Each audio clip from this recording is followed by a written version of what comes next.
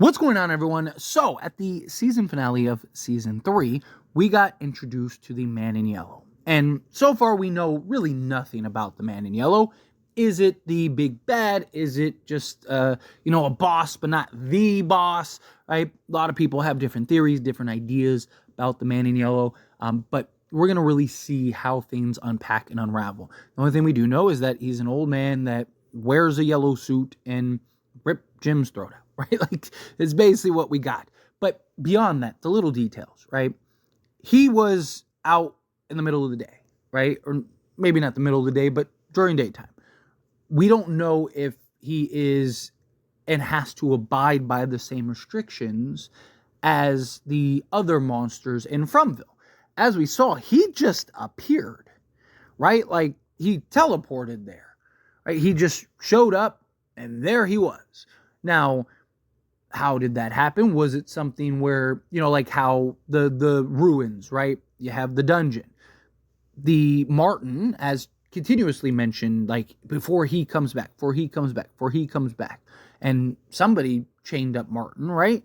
Well, what if that's the Man in Yellow, right? Is that actually the case? We don't know that for certain yet, but it would make sense given that Martin continuously talks about the man that he's going to come back. The man is going to come back, which is that, okay, well, the only other man we've seen so far that we aren't privy to is the Man in Yellow. So it would make sense that that is who it would be that lives in the ruins. So just like we've seen Julie be able to go to different points throughout this story, maybe the Man in Yellow is able to, right? Okay, so he can essentially teleport and show up at will. He's not at least restricted by the daytime, like you have to be hiding in the daytime. And we don't know if, like, the talismans and stuff like that affect him. However, even if they do, the talismans only came when Boyd got there. So that means many generations did not have the talismans. Well, one of the big, still kind of mysteries is when the town got massacred. Right? Victor's still trying to kind of unpack all that stuff. And we kind of had this, like, it was kind of alluded to that it was Christopher, but now we know it wasn't Christopher. And, and then Victor talked about, he learned this story from, the Jasper, but really it was the boy in white, right? He's not done a very good job of remembering things. It's like, here's one thing, and then it's like, oh, no, it's actually this. This is actually how it happened. But the one thing that seems to be a constant is the massacre itself. A lot of people died. Everybody died except for Victor. And for years, no one came around. Well, why didn't Victor die, for one, is the biggest question. And two, who killed all those people? Right? Like, all these people, like, at nighttime, they all hid. Their body, they were all just laid and sprawled out all over the street. So that means either A, the monsters found every single one of them, literally every single person in the town, and dragged them to the street to rip them apart, or all of these people were out in the street and the monsters just ripped them apart, and all these people, no one ran, no one did anything. Right? Like, that's really strange, don't you think? Okay, so you can also just outrun the monsters, as we've seen. Now, we have seen that the monsters do run, but they don't, right? They're capable of doing it, but they don't. Well, what other option could it be? Okay, well, we don't know the monster that lives in the village, right? That's something that I want to kind of preference before I go into this theory further here, but we don't know the monster in the village. But what if it was the Man in Yellow? What if Victor has an encounter, or, they find, because Julie, right? Julie knows who it is, and she's going to describe it to Tabitha. At some point, Victor is probably going to hear about the Man in Yellow. And what if that sparks the memory of, oh, wait, that's who killed the town. That's who went through and killed everybody, right? And it's like, well, why? Well, maybe because Christopher decided not to do it. So they were like, okay, well, this version isn't going to have success, so let's kind of restart here. Let's hit the reset button a little bit. I think that's a possibility, right? Some people believe that the man in yellow and the boy in white are one and the same, that they are, kind of like Dr. Dr. Jekyll, Mr. Hyde, right? Like, possibly, right? Like, what if the boy in white is the good version and the man in yellow is the bad version? I've talked about, like, the two of them are kind of like polar opposites, good versus evil, kind of God versus the devil type thing. And what if because to be fair, the boy in white did show up after and befriended Victor. And Victor, I've talked about, kind of seems like he's off limits. Kind of seems like no one can touch him.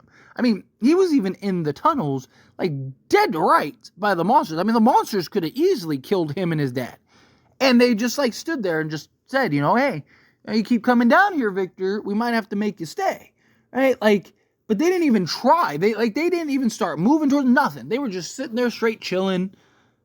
Victor does what he needs to do. Victor never seems scared or worried about, other than, like, when he's, like, unlocking the memories. But, like, even when, they're out in the town, right? With, like, the animals and stuff. He's just moseying along, right? Like, none of the monsters were going after him, right? Like, they went after Jade and everyone else and then ended up setting up Tian and Boyd. But, like, Victor was unbothered.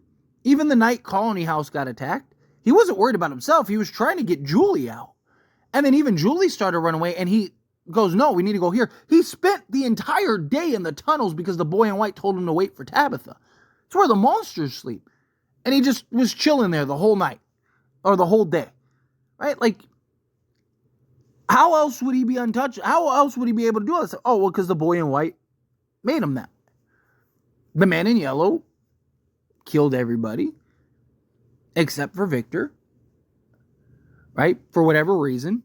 That we don't know. I mean, you could theorize a million ways. Maybe he just overlooked them or missed them or, was fond of them or whatever, right? Maybe that, like, the hiding place he was in was good, right? Or the man in yellow didn't go to check there because all the townspeople were in specific places, right? But you'd also think that the man in yellow would have this, can kind of oversee everything, that there would be something, but I digress, right? Point is, it makes sense that the man in yellow wipes out the town. Victor walks across, stumbles across, sees everybody dead. And it's like, oh, he didn't kill everybody, right? There's a little boy that's still alive. Boom, here comes the boy in white to come and befriend Victor. I think it's very possible that the man in yellow is the one that massacred the town. He's not bound by the rules. And it appears like he can just teleport.